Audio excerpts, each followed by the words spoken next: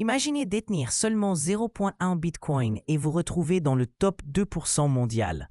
Ça vous semble impossible? Attendez de voir ces calculs qui vont bouleverser votre perspective financière. Bonjour et bienvenue sur cette chaîne dédiée aux stratégies financières qui changent vraiment la donne. Aujourd'hui, nous allons décortiquer pourquoi posséder une fraction de Bitcoin pourrait transformer votre avenir économique de manière spectaculaire. La plupart des gens pensent qu'il faut un Bitcoin complet pour participer au jeu, mais c'est une grave erreur. Un Bitcoin entier n'est pas le point de départ, c'est l'arrivée. Et vous n'avez pas besoin de la totalité pour sécuriser votre futur. Juste 0,1 Bitcoin, une simple fraction, pourrait suffire à vous distinguer de milliards de personnes. Faisons les mathématiques ensemble. Il n'existera jamais plus de 21 millions de Bitcoins. Jamais un de plus. Maintenant, divisez chacun en 10 parts égales. Cela nous donne 220 millions de portions de 0,1 Bitcoin. Point final. Ce chiffre paraît énorme jusqu'à ce qu'on réalise qu'il y a plus de 8 milliards d'habitants sur Terre actuellement. Si seulement 2,5% de la population mondiale tentait d'acquérir 0,1 Bitcoin, l'offre serait insuffisante. Considérez maintenant les 120 millions de millionnaires dans le monde. S'ils voulaient chacun un Bitcoin complet, impossible. Même en visant seulement 0,1, l'approvisionnement resterait déficitaire. Et cela sans compter les institutions, les entreprises, les gouvernements. Quand vous détenez 0,1 Bitcoin, vous ne possédez pas une fraction. Vous occupez une place à une table que la majorité n'atteindra jamais. Cette opportunité de saisir ce siège ne durera pas éternellement. Posséder du Bitcoin reste encore marginal. Moins de 3% de la population mondiale en détient. C'est exactement le stade où se trouvait Internet en 1995, avant Google, avant les smartphones. Avant que quiconque comprenne ce qui arrivait, la plupart perçoivent encore Bitcoin comme un pari. Mais l'histoire révèle un schéma récurrent. Les nouvelles technologies suivent une courbe d'adoption en S. D'abord viennent les pionniers, puis les adopteurs précoces, ensuite tout le monde se précipite. Actuellement, nous sommes toujours dans la phase d'adoption précoce. Voici le paradoxe fascinant. Pendant que l'adoption démarre à peine, l'offre disparaît déjà. Plus de 94% de tous les bitcoins ont été minés. Une portion considérable est perdue à jamais. Mot de passe oublié, disque dur détruit, portefeuille inaccessible. Le nombre réellement en circulation est encore plus bas qu'il n'y paraît. L'offre restante se retrouve verrouillée par des détenteurs long terme, des personnes qui ne s'intéressent pas à vendre à n'importe quel prix. Simultanément, la demande explose. D'abord les particuliers, maintenant les institutions, bientôt les gouvernements. Cette augmentation de la demande renforce la valeur du Bitcoin. Quand cette vague de demande frappera de plein fouet, il n'y aura pas assez de Bitcoin pour tout le monde. Ce n'est pas de la spéculation, c'est de l'économie pure. Offre fixe, demande explosive. Un seul résultat possible, prix plus élevé. C'est pourquoi être précoce compte. Une fois que le reste du monde se réveillera, vous ne pourrez plus acheter 0,1 Bitcoin sans rivaliser avec une file qui fait le tour de la planète. Pour comprendre pourquoi Bitcoin compte, vous devez saisir ce qu'il remplace. L'argent que nous utilisons aujourd'hui, dollars, euros, yens, n'est pas conçu pour préserver la valeur. Il est conçu pour perdre de la valeur lentement, intentionnellement. Chaque banque centrale vise l'inflation. Aux États-Unis, cet objectif tourne autour de 2% annuellement. Vos dollars sont censés rétrécir année après année. En pratique, ils rétrécissent plus rapidement. Les prix montent, le pouvoir d'achat chute et vous travaillez plus dur juste pour rester sur place. Ce n'est pas de la malchance, c'est le système. Les gouvernements dépensent plus qu'ils ne gagnent. Alors, ils empruntent ou impriment. Ils renflouent les banques. Ils financent les guerres. Ils stimulent la croissance. Chaque nouveau dollar créé rend vos dollars existants moins précieux. Au cours des 50 dernières années, le dollar américain a perdu plus de 85% de son pouvoir d'achat. Ce n'est pas seulement le dollar. Le peso argentin, le bolivar vénézuélien, la lire turque, tous se sont effondrés non pas par manque de travail, mais à cause d'une impression excessive. La monnaie fiduciaire n'a pas de limite, pas de frein, pas de rareté intégrée. C'est là que Bitcoin renverse la donne. Bitcoin n'offre pas. Il n'emprunte pas. Il ne répond à aucune autorité centrale. Son offre est fixée à 21 millions de pièces pour toujours. C'est de la rareté programmée, un système numérique conçu pour résister à la dilution. Pensez à la monnaie fiduciaire comme à un seau percé. Peu importe combien vous gagnez, ça fuit avec le temps. Bitcoin est différent. C'est un coffre-fort scellé. Une fois que vous stockez de la valeur à l'intérieur, ça ne fuit pas. Ça tient. Dans un monde où tout devient plus cher, Bitcoin n'est pas juste un actif, c'est un radeau de sauvetage. Pendant des siècles, l'or était la référence. Il était rare, durable et impossible à créer à volonté. Cela en faisait une réserve de valeur fiable à travers les empires, les crises et les générations. Mais le monde a changé. Aujourd'hui, l'or bouge lentement. Il coûte cher à stocker, difficile à diviser et presque impossible à utiliser dans un monde numérique. C'est là qu'entre Bitcoin. Il prend la force centrale de l'or, la rareté, et ajoute vitesse, portabilité et programmabilité. Vous pouvez stocker des millions de dollars en Bitcoin sur quelque chose de plus petit qu'une clé USB. Vous pouvez l'envoyer à travers le globe en minutes. Vous pouvez le diviser en 100 millions d'unités jusqu'au Satoshi. Contrairement à l'or, Bitcoin a un calendrier d'émission fixe. L'offre d'or augmente d'environ 1,5% par an tant que les mineurs continuent de creuser. L'offre de Bitcoin diminue avec le temps. Tous les 4 ans, la quantité libérée aux mineurs est coupée de moitié. D'ici 2032, ce nombre sera proche de zéro. Pas de surprise, pas d'inflation, juste des mathématiques. Cette certitude mathématique transforme Bitcoin en une nouvelle étalon monétaire. Déjà, c'est le 7e actif le plus précieux sur Terre, devant l'argent. Il a atteint cette position en seulement 16 ans.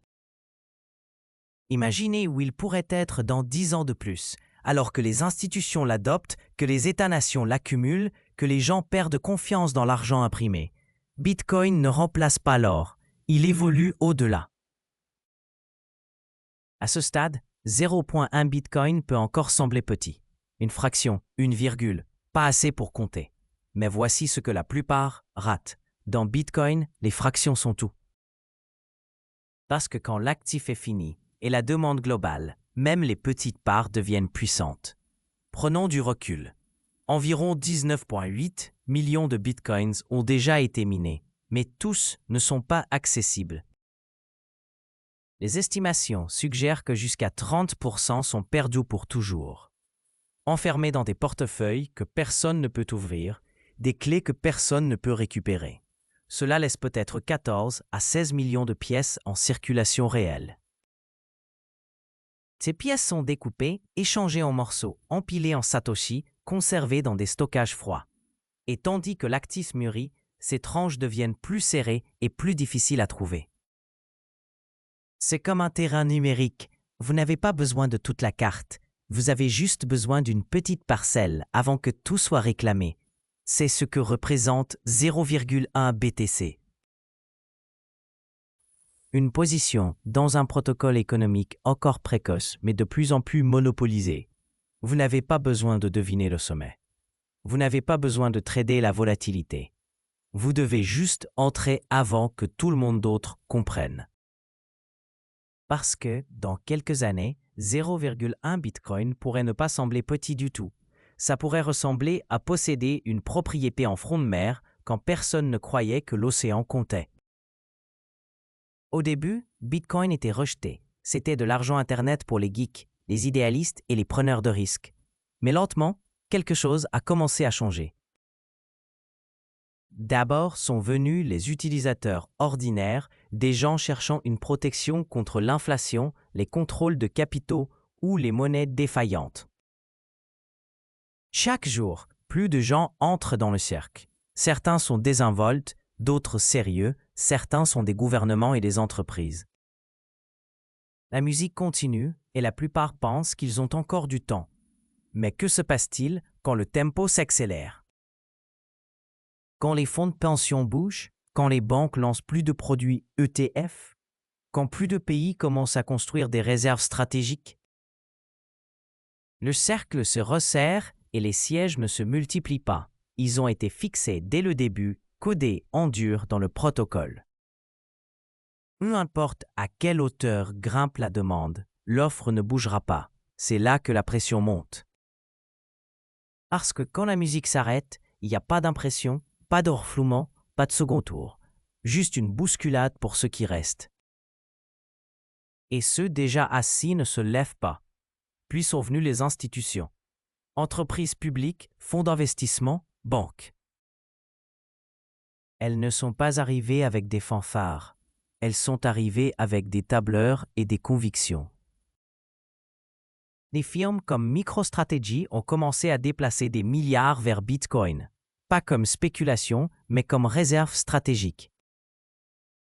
Maintenant, la prochaine vague se forme. Les gouvernements, pas des gros titres, pas de la spéculation, de vrais mouvements géopolitiques.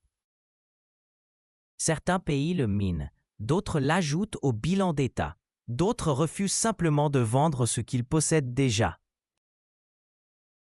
Pendant ce temps, les banques centrales du monde entier font quelque chose qui semblait impensable il y a quelques années. Réduire leur exposition aux bons du Trésor américain. La Chine, la Russie, même des alliés historiques des États-Unis se diversifient.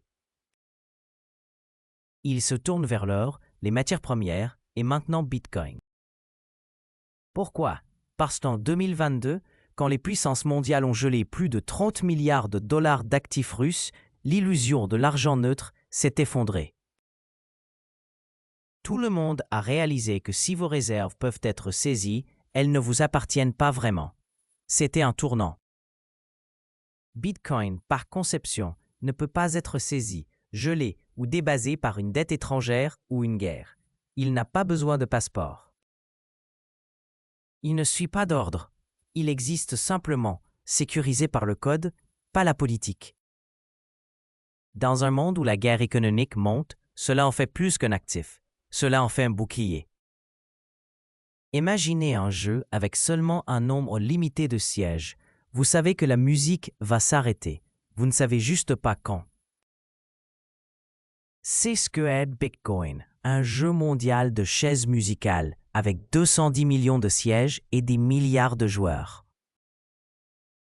C'est la réalité d'un système sans offre élastique. Plus les joueurs reconnaissent cela, même les fractions 0.01, 0.001 deviennent significatives. Parce que dans un système fermé, avec une demande croissante, le jeu ne récompense pas la taille. Il récompense le timing. La richesse ne concerne pas seulement combien d'argent vous avez. C'est à quel point vous avez compris le jeu tôt. Les gens qui ont acheté Amazon dans les années 90 n'avaient pas besoin d'être riches. Ils avaient juste besoin de le voir avant tout le monde et d'agir. C'est pareil pour Bitcoin. Parce que contrairement aux opportunités passées, celle-ci est finie. Une fois que les portes se ferment, elles ne se rouvrent pas. Il n'y a pas d'introduction en bourse, pas de prochaine vague, pas de second approvisionnement. C'est déjà distribué chaque seconde, bloc par bloc. La seule question est, où serez-vous quand le reste du monde rattrapera? L'avenir ne récompense pas l'hésitation, il récompense la préparation. Quand le système monétaire évolue comme il le fait toujours, vous voudrez tenir quelque chose qui ne se dilue pas, n'expire pas ou n'obéit pas aux frontières. Vous n'avez pas besoin d'un Bitcoin complet. Vous n'avez pas besoin de parier la ferme. Vous avez juste besoin d'un siège pendant qu'ils sont encore disponibles. Parce qu'un jour, quand la propriété deviendra un privilège au lieu d'un choix, même 0,1 Bitcoin pourrait sembler une fortune. Alors ne demandez pas « Est-ce que ça vaut le coup de posséder du Bitcoin ?» Demandez « Combien de temps puis-je me permettre d'attendre ?» Si cette vidéo a aidé à changer votre perspective, likez et abonnez-vous pour plus d'histoires qui révèlent comment l'argent fonctionne vraiment. Et laissez vos pensées dans les commentaires. Qu'est-ce qu'il vous faudrait pour vous sentir prêt à posséder même un petit morceau de Bitcoin? Parlons de vraies stratégies, pas de battage médiatique. Et rappelez-vous, chaque Satoshi que vous empilez aujourd'hui pourrait être la ligne qui sépare les retardataires des précurseurs. La fenêtre se referme plus vite que vous ne le pensez.